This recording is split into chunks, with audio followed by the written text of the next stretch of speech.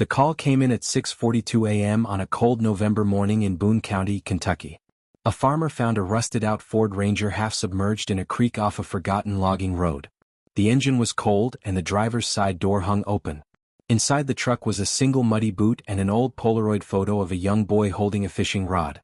No sign of the driver. That driver was Caleb Moore, 27, a part-time mechanic and ex-con out on parole for car theft. He had been clean for 2 years. Local police knew him well. Some liked him. Most didn't. But everyone agreed on one thing: Caleb was trying.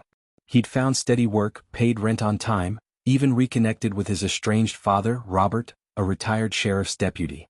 But the week before his disappearance, Caleb had been acting strange.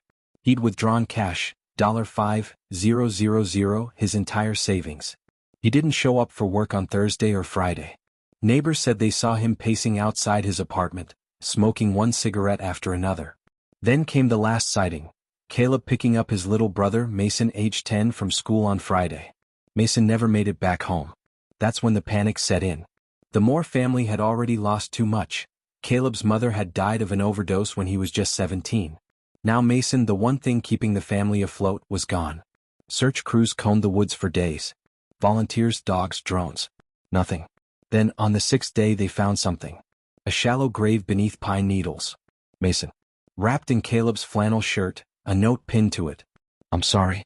I couldn't protect him anymore. I tried." Toxicology confirmed what the bruises already hinted at.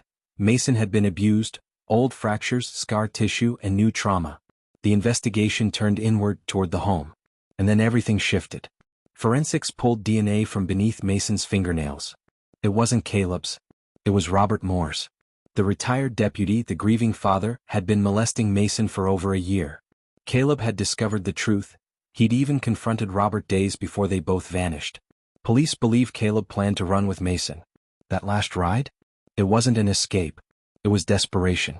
But Robert caught up with them. Evidence from Caleb's truck, blood under the passenger seat, a discarded Zippo lighter with Robert's initials, tied him to the scene. Robert was arrested, weeping. Claimed he snapped. Claimed Caleb was going to destroy the family. In court, the judge called it one of the most haunting betrayals he'd ever seen.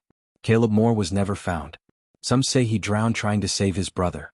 Others say he's out there, somewhere, broken but alive. But one truth remains. The boy who once stole cars gave his life trying to protect the only person who ever believed he could change. This is Crime Unscripted. Please don't forget to like and subscribe.